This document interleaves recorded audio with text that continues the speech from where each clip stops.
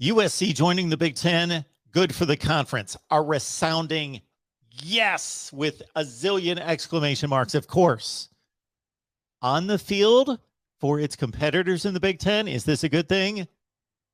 Welcome to the Voice of College Football. We break down the game we all love each and every day with you. Best discussion, debate, and analysis of the sport. Thanks to your contribution. Give me a call during our next call-in show. Let's look at USC versus the Big Ten as we did with UCLA versus the Big Ten. Check out the video.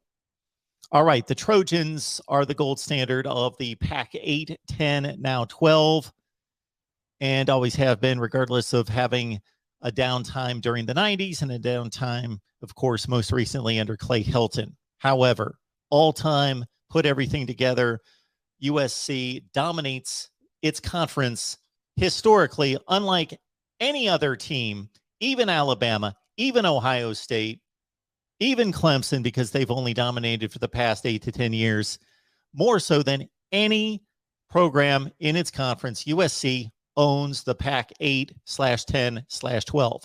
25 Rose Bowl victories is by far and away the most. Way more than Ohio State, Michigan, UCLA, or anybody else. There is a consideration, of course, that since 1998 in the BCS/college football playoff era, that the best team in the Big Ten or the Pac-12, mostly the Big Ten, has moved on to a playoff or another BCS championship game, and therefore the Rose Bowl appearances and wins are skewed since 1998, but historically it's USC and then everybody else. 25 wins, 9 losses, 34 appearances, by far and away the dominant team in the Pac-12. And also just in terms of conference championships, wins, and everything else. Okay, move USC into the Big Ten. What has USC done historically against the Big Ten? Win, win, win. 69-29 with 2 ties. That's pretty damn good, but it's even better than that. In USC's last 72 appearances against the Big Ten, the Trojans have won 54 and lost 18. 54-18 against the Big Ten. Pete Carroll went 8-0. So if we're looking since 2000, Pete Carroll went 8-0. And now we see the last 7 games with USC at 12-3 overall against the Big Ten since 2000. Just a 4-3 mark here since 2010, the end of the Pete Carroll era.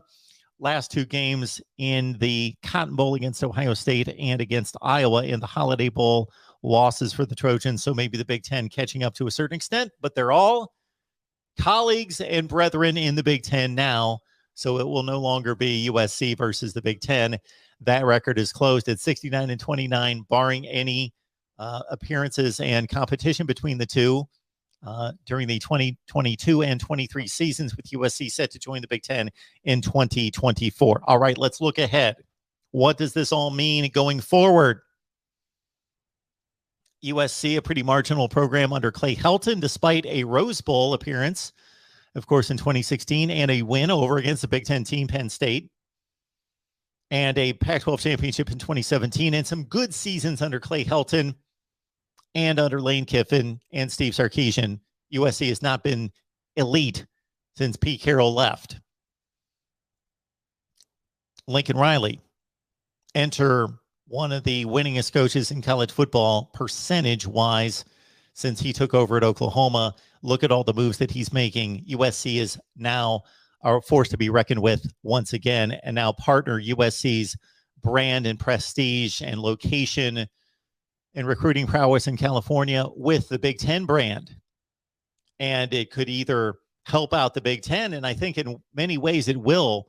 The powers of the Big Ten, the existing Big Ten, will be able to go to Southern California and lure some of those skill position players in quarterback play to the Midwest. However, USC now can sell its brand more effectively, possibly to the Midwest, where those players will be able to benefit from the USC brand and uniform and a new experience, a different experience, a fascinating and attractive experience in Southern California, but still travel for all their games to play in front of family and friends in the Midwest. So from a recruiting standpoint, Lincoln Riley and USC is back on the map, back near the top, back to being an attractive location, an attractive football location. So look out, Big Ten.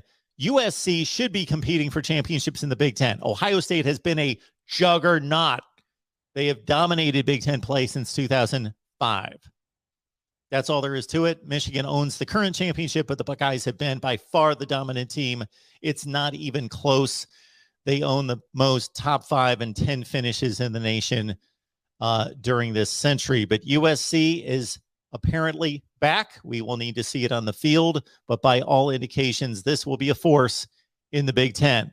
So to be clear, USC will compete for championships in the Big Ten. USC, as long as there is a competent head coach in place, which there currently is with Lincoln Riley, will compete for championships in the Big Ten. The administration, the school itself, the institution, has made a commitment to football excellence by leaving the Pac-12 and the higher potential to dominate a weak inferior conference to say, let's go to one of the 2 big brands in college football and compete for championships. Yes, the road is more difficult with Ohio State, Michigan, Penn State, Wisconsin, etc. But USC says, we'll take on the big boys and we'll also take advantage and emphasize and accentuate our strengths: location, brand, recruiting base. USC in the Big Ten. Your thoughts below right here at the Voice of College Football. See you next time.